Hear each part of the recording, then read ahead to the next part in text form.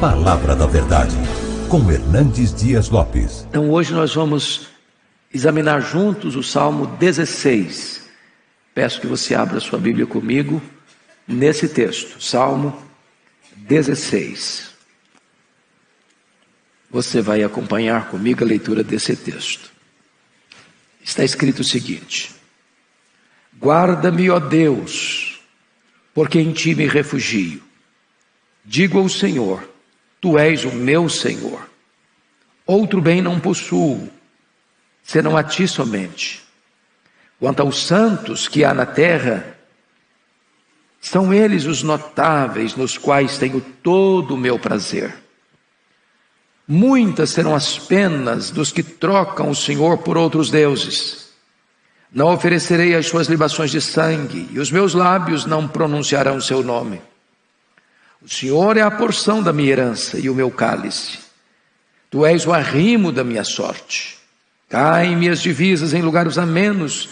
É muito linda a minha herança. Bendigo o Senhor que me aconselha, pois até durante a noite o meu coração me ensina. O Senhor tem-o sempre à minha presença. Estando Ele à minha direita, não serei abalado. Alegra-se, pois, o meu coração e o meu espírito exulta. Até o meu corpo repousará seguro, pois não deixarás a minha alma na morte, nem permitirás que o teu santo veja corrupção. Tu me farás ver os caminhos da vida. Na tua presença há plenitude de alegria. Na tua destra, delícias perpetuamente. Amém. Bom, eu quero conversar com vocês sobre o tema o Senhor, nosso melhor tesouro no tempo e na eternidade. Só trazendo à baila novamente algumas lembranças do que já estudamos. O livro de Salmos é o maior livro da Bíblia. O livro de Salmos tem algumas peculiaridades. Foi o livro que se demorou mais tempo para escrever. Aproximadamente 1000 anos é o período que compreende a composição desses poemas. Isso porque você tem salmos de Moisés, como o Salmo 90, escrito 1500 anos antes de Cristo. E você tem salmo pós-cativeiro babilônico, no 5º século antes de Cristo. O livro de Salmos é uma coletânea de poemas. E isto foi organizado, ordenado, dividido em 5 livros. Em 5 livros. Assim como você tem os livros da lei em 5 livros, você tem o livro de Salmos também em 5 livros. O primeiro, do 1 a 41, o segundo, do 42 ao 72, o terceiro, de 73 ao 89, o quarto, do 90 ao 106, e o quinto, do 107 ao 150. Esse livro tem vários autores. O principal deles é Davi. Escreveu maior quantidade de salmos. Mas você tem salmos de Asaf, você tem salmo dos filhos de Coré, você tem salmos de Salomão, você tem salmos de Moisés, e você tem salmos anônimos, que até hoje não sabemos quem os escreveu. Os salmos são qualificados ou classificados também por categorias. Você tem salmos de louvor, você tem salmos de penitência, você tem salmos imprecatórios, você tem salmos messiânicos. Este salmo particular, Salmo 16, como veremos, é um salmo messiânico. Alguns atribuíram este poema a Ezequias, porém, temos a plena convicção de que foi escrito por Davi. Aí você tem no símbolo da sua Bíblia aí, hino de Davi. E a referência que nós temos no Novo Testamento acerca desse salmo nos dá a garantia de que quem o escreveu de fato foi Davi. Porém, quando Davi escreve o salmo, que nós chamamos de Salmo 16, ele está olhando não apenas para ele, mas ele está apontando para o Messias, porque ele faz declarações aqui que não combinam com ele, homem como você e eu, que tem o final da vida concluído aqui pela morte. Quando você vai a Jerusalém hoje e vai visitar o cenáculo, lá está o túmulo de Davi. É possível que foi alguma coisa preparada para os turistas visitarem, mas o certo é que Davi foi sepultado em Jerusalém. E ainda hoje você pode visitar o seu túmulo. Mas quando você lê nesse salmo, por exemplo, verso de número 10, verso 9 e 11, você sabe que Davi está falando para alguém que não é ele mesmo, para alguém que é chamado na Bíblia de filho de Davi, aquele que Davi recebeu a promessa de que ele teria um herdeiro, que teria um trono, e o trono é eterno, o seu reino jamais passará. Então os versos 9 e 10 não estão falando de Davi que escreveu o salmo, mas estão falando do Messias. Alegra-se, pois, o meu coração e o meu espírito exulta, até o meu corpo repousará seguro, pois não deixarás a minha alma na morte, nem permitirás que o teu santo veja corrupção. Então, Davi morreu, foi sepultado, e o seu túmulo pode ser visitado. Porém, o filho de Davi, Jesus Cristo, nosso Senhor, o Messias, o seu corpo não viu corrupção. O seu túmulo foi aberto de dentro para fora. O seu túmulo está vazio. E você pode também visitar o túmulo de Jesus, mas ele não está mais lá. Ele ressuscitou.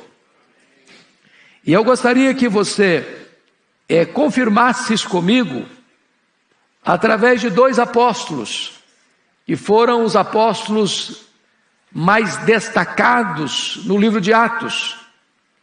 Do capítulo 1 ao capítulo 12, o apóstolo que mais se destaca no relato de Lucas, no livro de Atos, é Pedro. Dos capítulos 13 a 28, o apóstolo que mais se destaca é Paulo. E ambos deram testemunho desse salmo. Ambos citaram este salmo.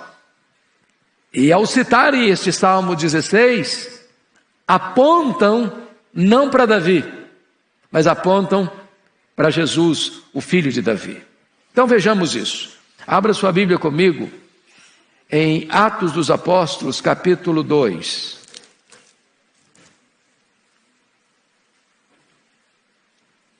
A partir do verso 22. Este é o primeiro sermão que o apóstolo Pedro vai pregar depois do Pentecostes, no dia do Pentecostes.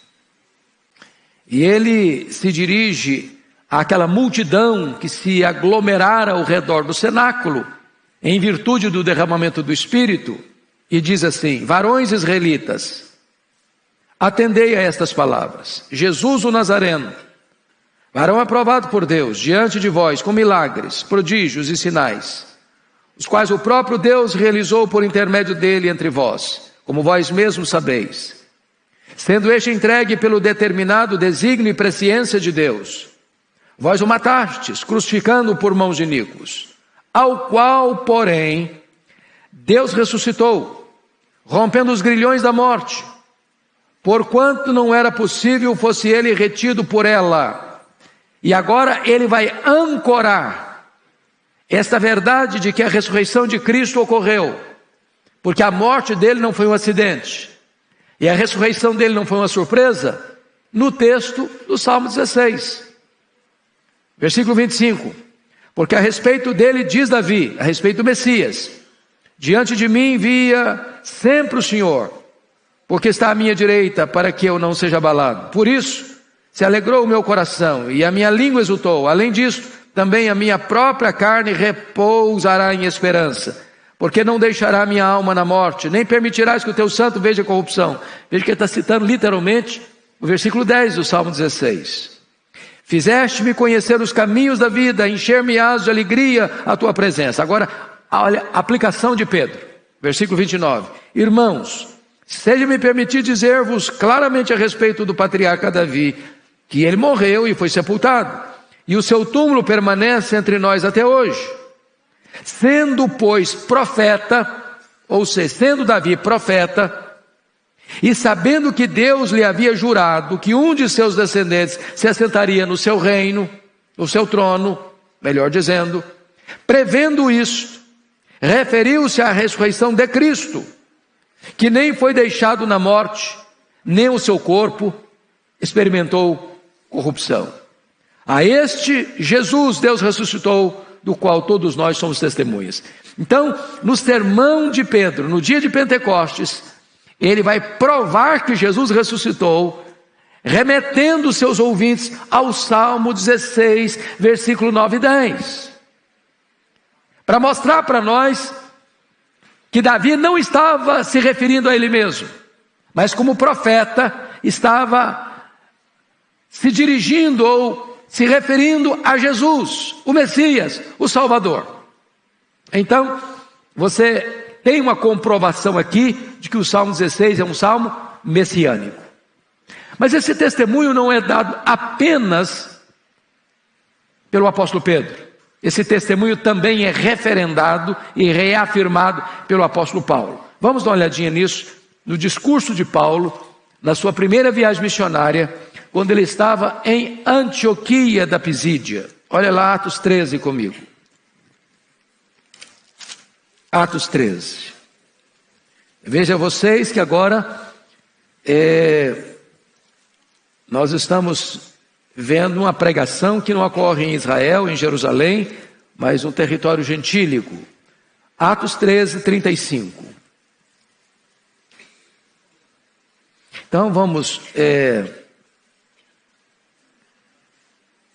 começar com 32 para entender melhor o contexto. Atos 13, 32. Nós vos anunciamos o evangelho da promessa feita a nossos pais, como Deus a cumpriu plenamente a nós, seus filhos, ressuscitando a Jesus, como também está escrito no Salmo 2. Tu és meu filho, eu hoje te gerei.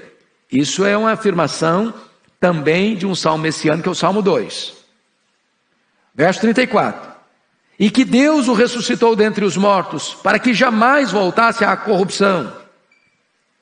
Então, notem isso. Houve ressurreição antes da ressurreição de Cristo, no ministério de Elias, no ministério de Eliseu. Mas as pessoas que ressuscitaram naquela ocasião, voltaram a morrer. Ressuscitaram com um corpo mortal. Agora, notem o que diz. E que Deus o ressuscitou dentre os mortos, para que jamais voltasse à corrupção. Ou seja, quando Cristo ressuscitou, Ele ressuscitou com um corpo de glória, ressuscitou com um corpo imortal, Ele não voltou mais a morrer. Desta maneira o disse, e cumprirei, versículo 34, e cumprirei a vosso favor as santas e fiéis promessas feitas a Davi. Por isso também diz em outro salmo, e esse outro salmo aqui é o Salmo 16. Não permitirás que o teu santo veja corrupção. Porque, na verdade, tendo Davi servido a sua própria geração, conforme o desígnio de Deus, irmãos, olha que frase preciosa. Vamos destacar isso aqui? Tendo Davi servido a sua própria geração, conforme o desígnio de Deus. Você e eu precisamos servir a nossa geração, conforme o desígnio de Deus. Adormeceu, usando uma metáfora para a morte. Foi para junto de seus pais e viu corrupção, ou seja, Davi não ressuscitou. O túmulo de Davi pode ser visitado em Jerusalém. Seu corpo virou pó. Versículo 37. Porém, aquele a quem Deus ressuscitou, que é Jesus, o Messias, não viu corrupção. Tomai, pois, irmãos, conhecimento de que se vos anuncia remissão de pecados por intermédio deste, que é Jesus, e por meio dele, que é Jesus, todo o que crê é justificado de todas as coisas das quais vós não pudesse ser justificados pela lei de Moisés. Então, Paulo está pregando em Antioquia da Pisídia, na Galácia do Sul, na primeira viagem missionária, e quando vai provar que Jesus ressuscitou, ele retoma, ou retorna, ou ancora a sua mensagem no Salmo 16. Portanto, esse é um salmo o quê? Messiânico. Bom, esse salmo, agora nós vamos trabalhar a exposição do salmo. Esse salmo tem 3 verdades principais que eu quero destacar. Primeiro, Jesus é o Senhor da vida. Segunda verdade, Jesus é o conquistador da morte. Terceira verdade, Jesus é a alegria da eternidade. Vamos repetir essas 3 frases? Primeiro, Jesus é o Senhor da vida. Repete comigo. Jesus é o Senhor da vida. Segundo, Jesus é o conquistador da morte. Vamos juntos? Jesus é o conquistador da morte. Terceira verdade, Jesus é a alegria da eternidade. Vamos juntos? Jesus é a alegria da eternidade. É sobre essas 3 verdades essenciais que Davi vai falar para nós agora neste salmo. Então vamos ver a primeira delas. Jesus é o Senhor da vida. Está aí nos versos 1 a 8. A primeira coisa que eu noto aqui é uma oração cheia de confiança. Versos 1 e 2. Guarda-me, ó Deus, porque em ti me refugio. Diga ao Senhor, tu és o meu Senhor. Outro bem não possuo, senão a ti somente. Há 3 coisas dignas de destaque aqui nesta oração cheia de confiança. Primeiro, aqui há um pedido e há uma justificativa. Qual é o pedido? Guarda-me, ó Deus. Guarda-me, ó Deus. E aqui há uma justificativa do pedido. Porque em ti é refugio. Davi foi um homem que viveu muitos perigos. Quando você dá uma lida na biografia do Davi, numa sentada só, você chega à seguinte conclusão: Davi teve paz na vida até o dia que Samuel foi na casa do pai dele e entornou azeite na cabeça dele. Ele era feliz, cuidando das ovelhinhas, correndo para lá, para cá, defendendo as ovelhas dos lobos, dos leões, das feras, compondo música, tocando harpa, atirando pedras nas feras. Mas do dia que o azeite foi entornado na cabeça dele, parece-nos, ao ler a biografia dele, que ele não teve mais tranquilidade. Assumiu o trono, ajuntou riquezas, conquistou territórios, formou um exército, adquiriu fama, mas a vida dele foi uma vida atribulada. Atribulada. Nunca descansou. Ele foi um homem de guerra, de luta, de batalha, de conflitos, de tensões. Ele vivia encurralado, entrincheirado por muitos perigos. Esse pedido aqui não é retórico, é uma necessidade real. Guarda-me, ó Deus, guarda-me, ó Deus. Talvez você e eu não enfrentemos hoje todos os riscos que Davi enfrentou nos seus dias, mas não deveríamos nós fazer a mesma oração hoje? Guarda-me, ó Deus. Há muitos perigos que são visíveis, notórios, mas há outros, talvez mais perigosos e mais sutis, que nós não os vemos, que nós não percebemos. Na linguagem do Salmo 116, são laços de morte, e nós precisamos de discernimento, e nós precisamos de sabedoria, nós precisamos de proteção. E esta oração é muito oportuna e pertinente até hoje. Guarda-me, ó Deus, guarda-me. Na linguagem do Salmo 73, é Deus quem segura a nossa vida com a sua mão direita, nos guia com o seu conselho eterno e nos recebe na glória. Se Deus tirar a mão dele de cima da gente, nós somos frágeis demais e não conseguimos sequer ficar de pé, escorados no bordão da autoconfiança. Guarda-me, ó Deus. E ele vai dar a justificativa por que ele está fazendo essa oração. Veja você, porque em ti me refugio. Ou seja, ele faz porque sabe quem é Deus. E ele não só sabe quem é Deus, ele tem de fato se refugiado em Deus. Deus é o seu escudo. Deus é o seu protetor. Deus é o seu libertador. Quantas enrascadas Davi teve na vida?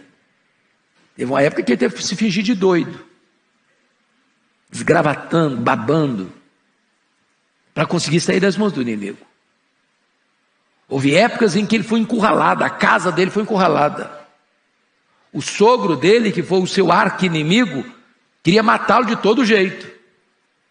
E ele tinha que fugir para as cavernas, para os desertos, buscando asilo até fora de Israel. E ele está dizendo, ó Deus, guarda-me, porque em ti eu me refugio. E ele não está dizendo isso retoricamente, não. Ele cria nisso, ele acreditava nisso, ele se fiava nisso. Há uma segunda coisa que eu destaco aqui, nessa oração cheia de confiança. É uma fé pessoal. Olha o verso 2 comigo. Diga ao Senhor, tu és o meu Senhor. Outro bem não possuo senão a ti somente. E eu queria destacar aqui esta questão. Diga ao Senhor, tu és o meu Senhor. Porque não é apenas uma questão de crer que Deus é soberano, majestoso, onipotente, que Ele tem controle do universo, que Ele tem as rédeas da história em suas mãos, e que Ele pode nos socorrer. Ele está dizendo, tu és o meu Senhor. Isso é uma relação pessoal. Isso é intimidade com Deus. Isso é experiência com Deus. É você poder saber que Deus não é apenas o Deus que está lá no alto céu, Ele é o Deus que está aqui com você, que tem um coração contrito e abatido.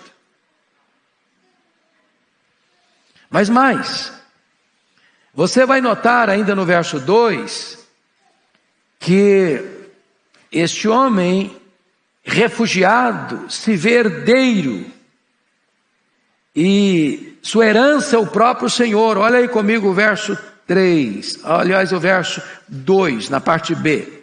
Outro bem não possuo senão a ti somente. Olha, quem está escrevendo esse salmo é um homem riquíssimo. Se você quiser conhecer um pouco da riqueza de Davi, é só ler lá o quanto ele deu dos seus tesouros pessoais para a construção do templo de Jerusalém. Ele não construiu. Quem construiu o templo foi seu filho Salomão, mas toda a provisão do templo ele já deixou preparado. Então era um homem muito rico, mas desapegado das coisas materiais. Era um homem muito rico, mas ele sabia que a herança dele não era ouro, não era prata, não era rebanhos, não era terra, não era coisas do aqui, do agora, mas era o Senhor. Outro bem não possuo senão a ti somente. E ele não só diz que Deus é a melhor herança, Deus é a única herança. O que ele está dizendo? O homem mais rico se torna o homem mais pobre, como um mendigo, na hora que morre. Porque o que ele leva para a sepultura? Quanto do seu dinheiro? Quanto das suas fazendas? Quanto dos seus rebanhos? Quanto da sua caderneta? Quanto dos seus investimentos na bolsa? Quanto de barra de ouro? Quanto de investimentos no mercado financeiro? Quanto ele leva? Leva nada. Ele desce a cova igual um mendigo. Os ossos dele se secam e viram pó, do mesmo jeito que os ossos do mendigo. Isso levou o John Rockefeller, o primeiro bilionário do mundo, a afirmar que o homem mais pobre que ele conhecia era o homem que só tinha dinheiro. Feliz é o homem que pode entender isso, o que Davi afirmou: outro bem não possuo senão a ti somente. Deus não é apenas o seu refúgio, verso 1, mas Deus é também a sua herança, no verso 2. Lembra do Salmo 73, do conflito, das angústias de Asaf, que estava invejando o ímpio que prosperava? O cara tinha dinheiro, o cara tinha saúde, o cara tinha amigos, pelo menos os bajuladores que o cercavam, e ele, piedoso, todo dia afligido, todo dia castigado, e ele tem inveja, quase que os seus pés resvalam, até que ele entrou na casa de Deus e atinou com o fim do ímpio. O ímpio só tem dinheiro, não tem mais nada, ele só tem saúde, até o dia que o corpo dele é surrado pela doença. Mas quando o ímpio morre, ele perece. Mas ele diz: eu tenho o Senhor, eu tenho o Senhor. Que verdade bendita é essa que Davi está expressando. Mas agora, vamos à segunda lição desse texto. Uma companhia cheia de prazer, nos versos 3 e 4. Olha aí comigo. Quanto aos santos que há na terra, são eles os notáveis, nos quais tenho todo o meu prazer. Muitas serão as penas dos que trocam o Senhor por outros deuses, e os meus lábios não pronunciarão o seu nome. Então eu chamo a sua atenção para um aspecto muito importante, que é o que eu chamo de comunhão vertical, verso 1 e 2, com a comunhão horizontal, versos 3 e 4. Ou seja, quando você tem comunhão com Deus, você vai procurar também ter comunhão com quem anda com Deus. Davi sabia exatamente o que significava alguém que trocava o verdadeiro Deus por outros deuses. Talvez uma das maiores tentações que o povo de Israel viveu ao longo da sua história, até o cativeiro babilônico, é que Israel viveu sempre flertando com outras divindades. Às vezes que Israel caiu desastradamente, é porque Israel deixava o seu Deus para se curvar diante de outros deuses. Um exemplo clássico disso é quando Moisés subiu ao Monte Sinai e o povo falou: cadê o nosso líder? Tem 40 dias que ele não aparece, ele não vai aparecer mais não, acho que ele deve ter morrido para lá e ele não vai chegar mais. E aí chegaram para o Arão, o irmão dele, falou: Arão, você dá um jeito de arrumar um Deus para nós. Aí pegaram os brincos, os braceletes, os objetos de adorno, de ouro, e botou tudo aquilo no fogo, e Arão fez um bezerro de ouro. E o povo diz: esse bezerro é o nosso Deus. A idolatria, irmãos, é uma loucura. Ela tira o siso, a inteligência. Porque notem vocês o que é uma pessoa fabricar um ídolo, forjar uma imagem, montar a figura de um bezerro, que foi feito pela mão do homem, e agora você diz: aquilo que eu fiz é o meu Deus. Na linguagem do profeta Isaías, no capítulo 44 do seu livro, ele pega a seguinte imagem: o camarada sai com um machado na mão, hoje é motosserra, e ele vai lá e derruba uma árvore, e ele faz esta árvore em toras, e ele pega parte desta árvore e bota no fogo para fazer comida, para almoçar, para jantar. E a outra parte desta árvore ele entrega nas mãos de um profissional da área, que vai fazer um ídolo, uma imagem bonita, que depois vai cobrir de prata ou de ouro, para não oscilar. E vai dizer para essa imagem: você é o meu Deus. Então, o que Davi está mostrando para nós, no verso 3, é que o prazer dele não está naqueles que trocam o Senhor por outros deuses, conforme o verso 4. Mas o deleite da alma dele na área de relacionamento, de convivência, está no verso 3, quanto aos santos que há na terra, são eles os notáveis, nos quais tenho todo o meu prazer. Comunhão com aqueles que esposam a mesma fé que você tem em Deus. Em outras palavras, Davi está dizendo: eu não tenho prazer na convivência com os apóstatas. Ele não gasta tempo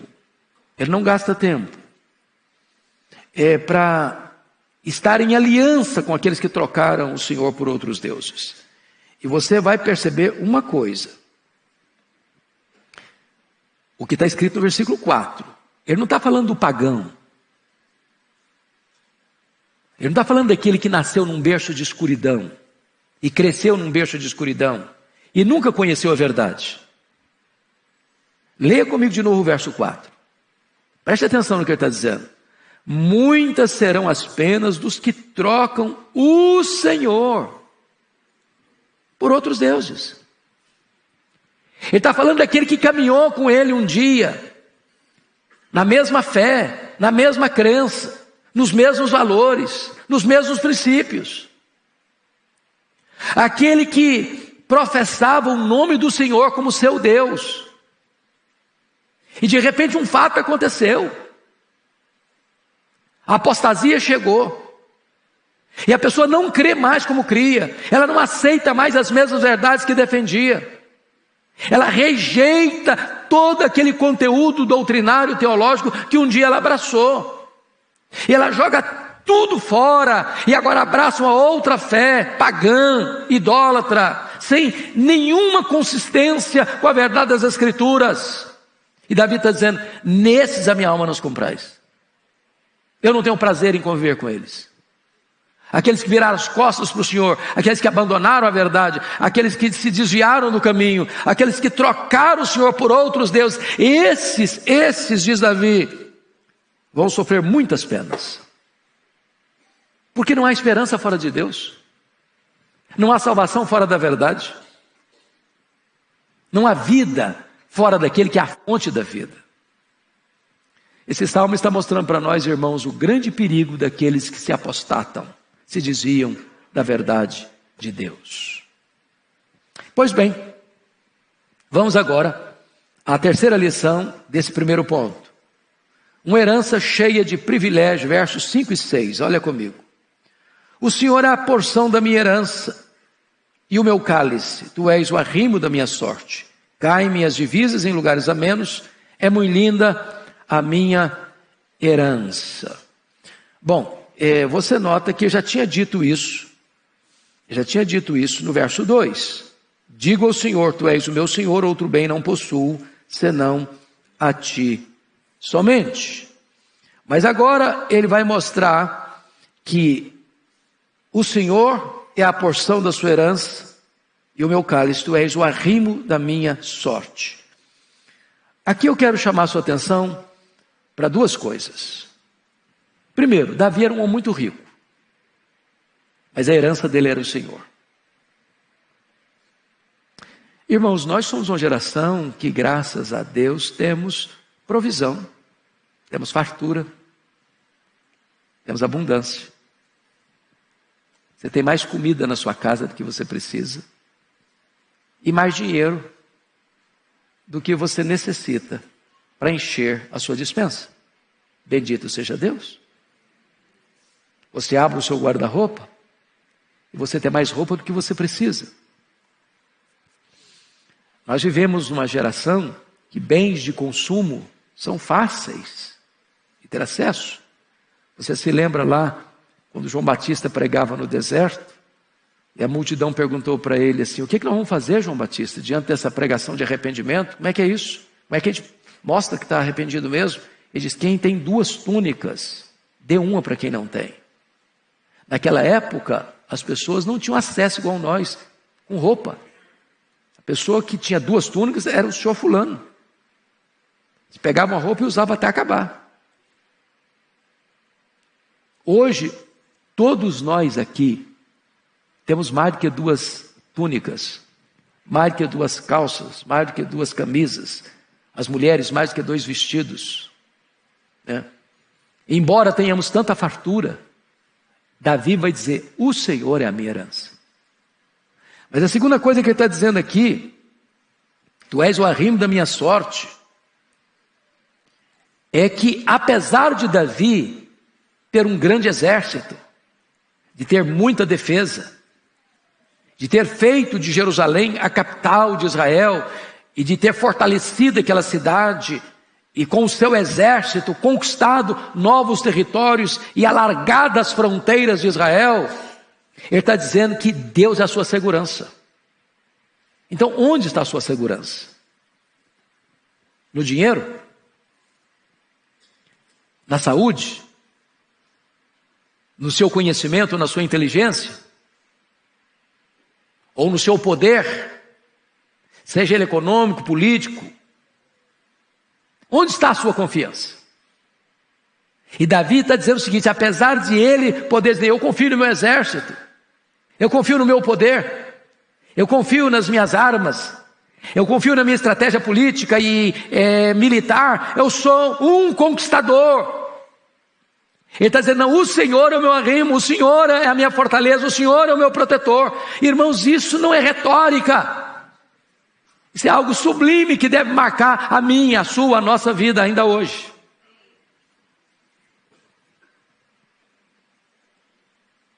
Mas vamos ver agora uma quarta verdade, ainda nesse ponto. Uma comunhão cheia de aprendizado, versos 7 e 8. Olha aí comigo. Bendigo o Senhor que me aconselha, pois até durante a noite o meu coração me ensina. O Senhor tenho sempre a minha presença, estando Ele à minha direita, não serei abalado. Então você vai notar no verso 7, que Deus para Davi é o seu refúgio, Deus para Davi é a sua herança, Deus para Davi é o seu protetor, mas agora Davi vai dizer que Deus é para ele o seu conselheiro. Bendigo o Senhor que me aconselha. E eu pergunto a você, quem é o seu conselheiro? E você pergunta ainda, mas como Deus pode ser hoje o meu conselheiro? Quando você abre a Bíblia. Isso aqui é a palavra de Deus.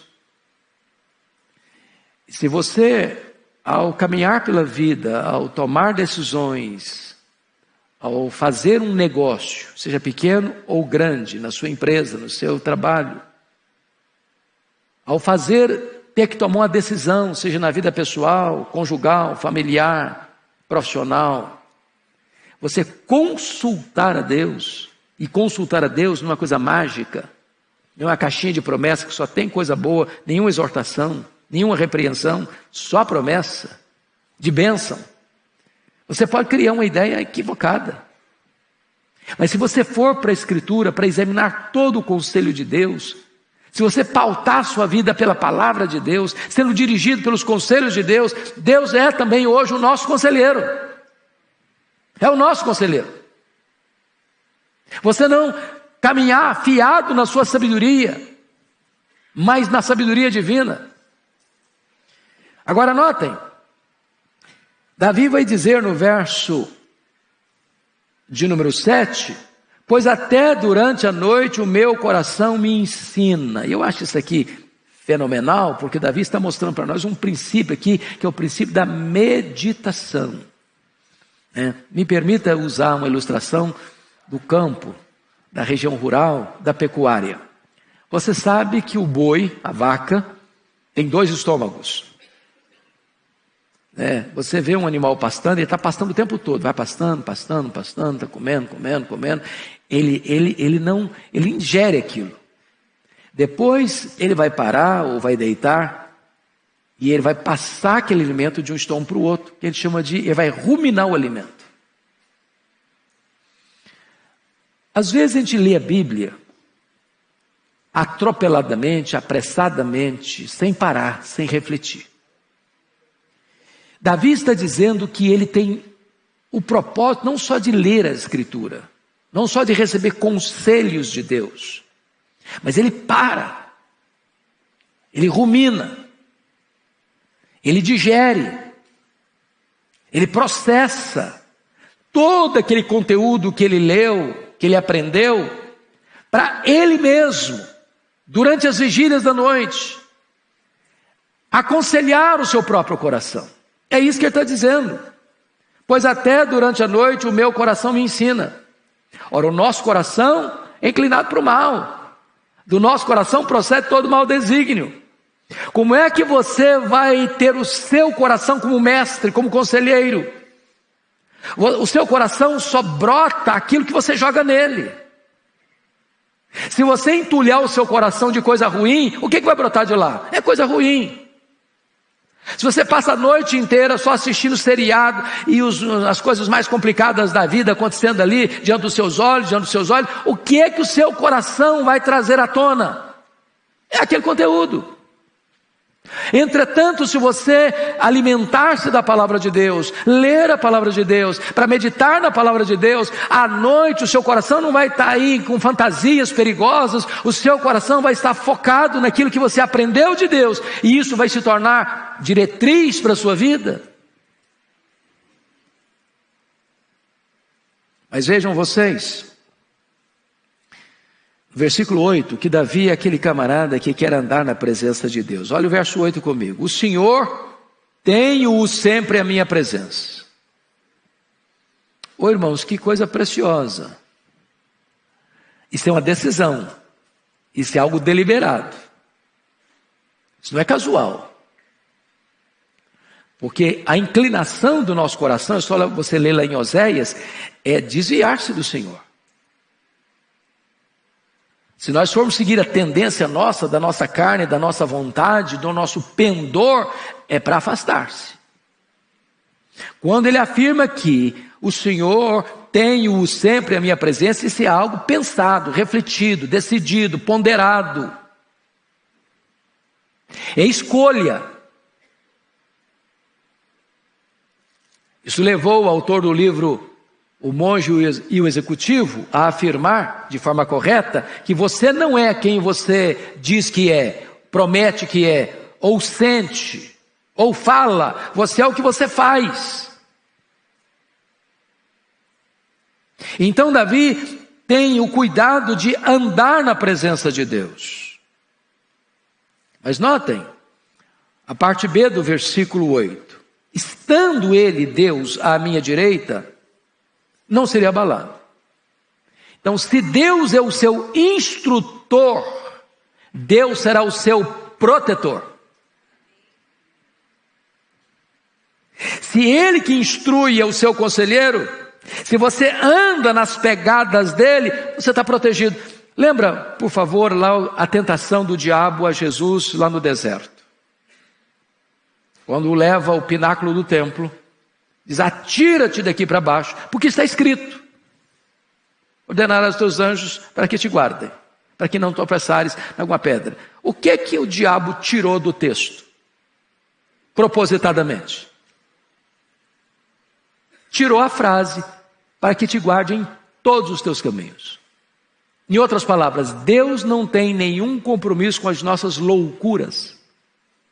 Deus não promete nos guardar em qualquer circunstância se os nossos pés estão se desviando para outras veredas, se nós não acolhemos os conselhos que Ele nos dá, se Ele não está à nossa presença. Não, Deus promete guardar você em todos os seus caminhos. É quando Ele é o seu instrutor que Ele também será o seu protetor. Bom, então vamos ao ponto 2. Mais rápido agora, que Ele não é apenas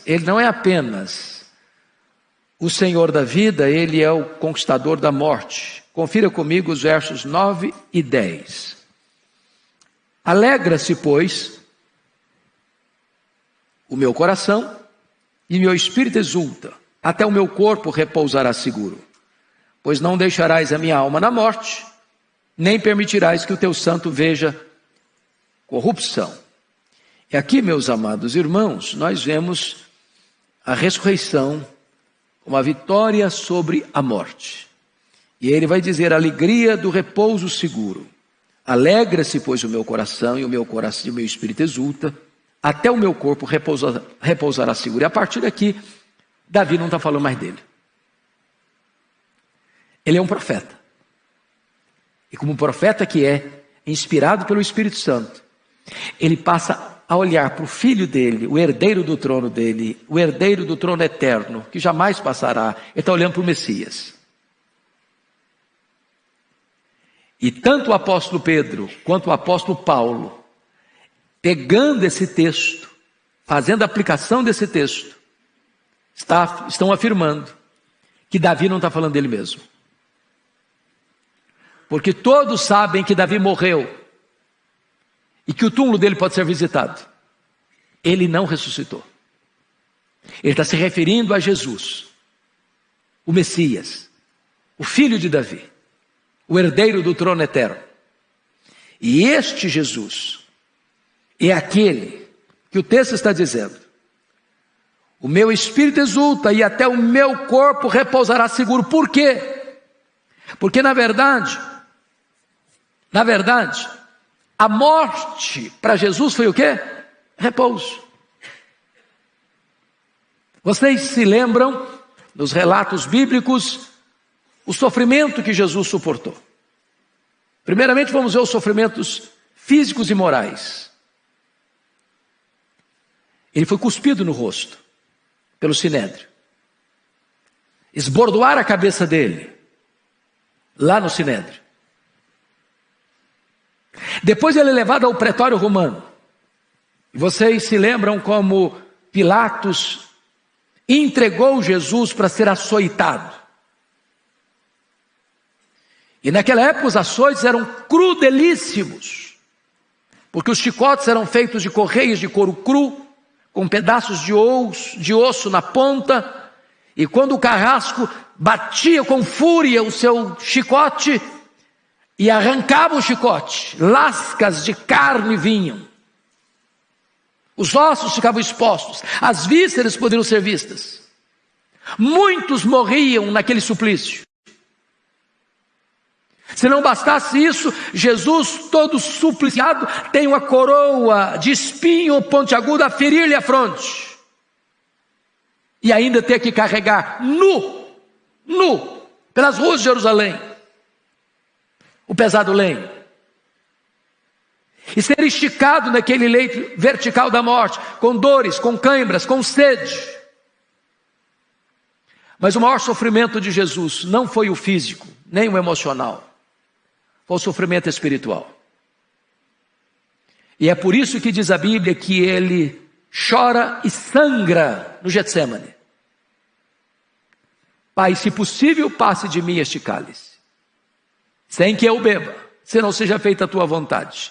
E este cálice não era os açoites, não era o abandono dos discípulos, não era a multidão gritando em frene: crucifica-o, crucifica-o. Este cálice era ter sua alma pura, santa, imaculada, completamente tomada pelo nosso pecado. A ponto da Escritura nos afirmar que Deus lançou sobre ele a iniquidade de todos nós, e ele carregou sobre o seu corpo no madeiro os nossos pecados, e ele morreu pelos nossos pecados segundo as Escrituras. Agradou ao Pai moê-lo. Sendo santo, foi feito pecado. Sendo bendito, foi feito maldição. Sendo amado do Pai, gritou da cruz: Deus meu, por que me desamparaste?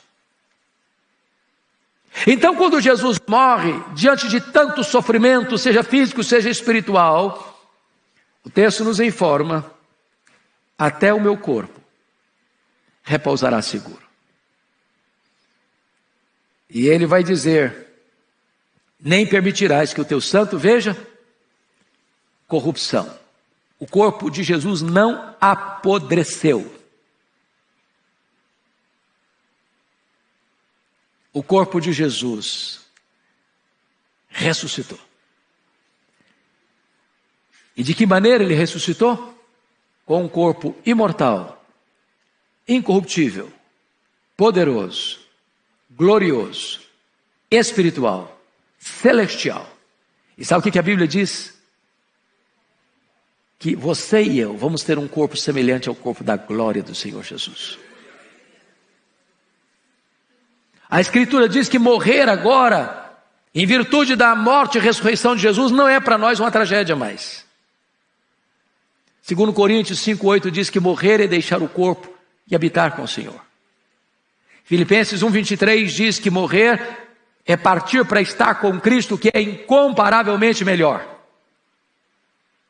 A Escritura diz que em Apocalipse 14,13 que bem-aventurados são aqueles que desde agora morrem no Senhor, para que descansem das suas fadigas e as suas obras os acompanham.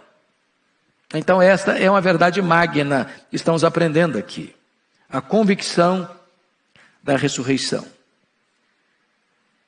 Pois não deixarás a minha alma na morte, nem permitirás que o teu santo veja corrupção. E o que é glorioso, irmãos, é que o apóstolo Paulo, interpretando essas verdades, lá em 1 Coríntios capítulo 15, verso 20, ele vai dizer, mas de fato Cristo ressuscitou, sendo ele as primícias dos que dormem. Ou seja, quando Jesus entra na morte, e diz a Bíblia que se as pessoas, os ímpios, as autoridades humanas e espirituais soubessem disso, jamais teriam crucificado o Senhor da glória, porque é uma espécie de conspiração divina. Quando os inimigos pensam que estão prevalecendo sobre Jesus, e judeus e gentios se uniram para matar o autor da vida, eles jamais podiam imaginar que Jesus entraria nas entranhas da morte, arrancaria o aguilhão da morte, mataria a morte, inaugurando a imortalidade com a sua ressurreição. Ele reverteu o quadro, ele virou a mesa. E ele, Jesus, é a garantia de que nós ressuscitaremos. Então, vamos ao último ponto. Primeiro, o Senhor é o quê? Senhor da vida. Segundo, Jesus é o quê? Conquistador da morte. Mas agora, em terceiro lugar, Jesus é a alegria da eternidade. Olha comigo o versículo 11, por favor. Tu me farás ver os caminhos da vida. Na tua presença a plenitude e alegria. Na tua destra, delícias perpetuamente. Então veja você que em lugar da morte você tem vida abundante. Você e eu podemos, como Paulo, olhar na cara da morte e perguntar, onde está a morte da tua vitória? Onde está a morte do teu aguilhão? Tragada foi a morte pela vitória. Embora é o último inimigo a ser vencido, e embora a morte ainda nos traga sofrimento tão atroz, a morte já morreu, para nunca mais ressuscitar. Mas o vencedor da morte entrou nas entranhas da morte, matou a morte, ressuscitou e inaugurou a imortalidade. Louvado seja o Senhor. Mas veja mais, os caminhos da vida só existem na presença de Deus. Na tua presença a plenitude e alegria. Meus irmãos, isso aqui eu chamo de filosofia da vida. Porque chama a sua atenção que na época do Novo Testamento, era muito comum no mundo uma doutrina chamada de hedonismo. Os epicureus eram hedonistas. Lembram de Paulo em Atenas discutindo com os epicureus? Os epicureus acreditavam nisso. Que não tem eternidade, não tem céu, não tem inferno, não tem amanhã, não tem futuro. A vida é apenas uma rápida jornada do berço à sepultura. Portanto, o lema dos epicureus, dos hedonistas modernos, é comamos e bebamos, porque amanhã morreremos. Curta a vida. Beba todos os baldes de prazer que a vida lhe oferece. Não se reprima. Mas a questão é, o homem tem conseguido encontrar a verdadeira alegria jogando esses baldes de prazer para dentro dele? Eu costumo pensar na seguinte cena. Eu, quando às vezes venho para cá, domingo de manhã, eu passo na frente de uma boate. E às vezes, 7h30 da manhã, você passa lá e vê jovens vomitando na calçada. A cara amarrotada. A pergunta é, Qual era a proposta daquela programação da boate? Era arrebentar com as pessoas? Está na placa lá, venha para cá que você se arrebenta todo. Se você vier, você vai vomitar. Não, não é essa a proposta. Qual é a proposta? Aqui tem vida, aqui tem música, aqui tem festa, aqui tem celebração, aqui tem prazer, aqui tem diversão. Venha que a vida está pulsando aqui dentro. E tudo que o homem experimenta, e você pode conferir isso lá em Eclesiastes 2, quando Salomão procurou a felicidade. E onde ele procurou a felicidade? No riso, nas gargalhadas, nos happy hours da vida. Onde ele procurou a felicidade? Na bebida, no fundo de uma garrafa. Onde ele procurou a felicidade? Nas realizações, construir casas, vinhas, açudes, tudo para mim, para o meu desfrute, para o meu deleite. Onde ele procurou a felicidade? Na música, cantores e cantoras. Onde ele procurou a felicidade? No sexo, nas delícias dos filhos dos homens, mulheres e mulheres. Onde ele procurou a felicidade? Na fama, eu me tornei a pessoa mais famosa. Tudo que meu coração desejou, eu dei para ele. Tudo que os meus olhos viram, eu não neguei a eles. E qual o resultado de tudo isso? Frustração, vaidade, bolha de sabão. E o homem não encontra felicidade nem no dinheiro, nem no sucesso, nem na fama, nem no sexo, nem nas drogas, nem nas viagens as mais requintadas, nem vestindo as roupas mais caras, nem frequentando os restaurantes mais conceituados, nem bebendo os vinhos mais caros. Por quê? Porque só tem alegria verdadeira, genuína, na presença de Deus. O lugar de celebrar a vida é na presença de Deus. Louvado seja o Senhor. Na tua presença não há alegria não, há plenitude de alegria. É alegria superlativa, maiúscula, abundante, eterna. Mas finalmente, o que o texto está dizendo é que os prazeres do céu são maiores e melhores do que os melhores prazeres da terra. O que está escrito aí? Na tua destra, delícias perpetuamente. O que é perpetuamente? Para sempre. E aqui, irmãos amados, eu gostaria de concluir trazendo o que 3 homens de Deus disseram no final da vida. Para mostrar que quando um crente que tem Deus como seu refúgio, como a sua herança, como seu conselheiro, como seu protetor, ele enfrenta esta hora final, não com desespero. Quando Dwight Lima Moody, o grande evangelista e avivalista americano, estava morrendo, ele disse: afasta-se a terra, aproxima-se o céu, eu estou entrando na glória. Mark Lloyd Jones, médico e pastor,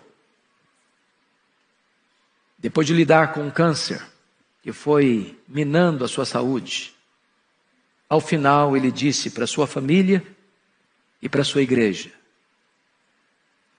não precisa, não orem mais por minha cura, não me detenham da glória. Miguel Gonçalves Torres fez parte da primeira turma de seminaristas da Igreja Presbiteriana do Brasil. Era um português. E quando ele morreu, ele disse para a esposa: corra, corra, venha cá, corra aqui.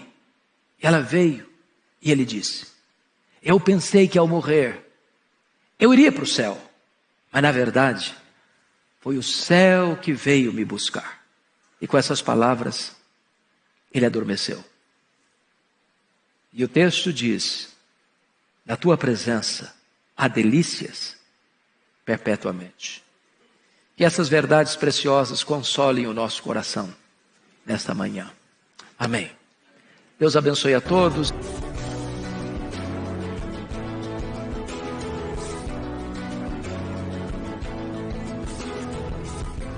Palavra da Verdade, com Hernandes Dias Lopes.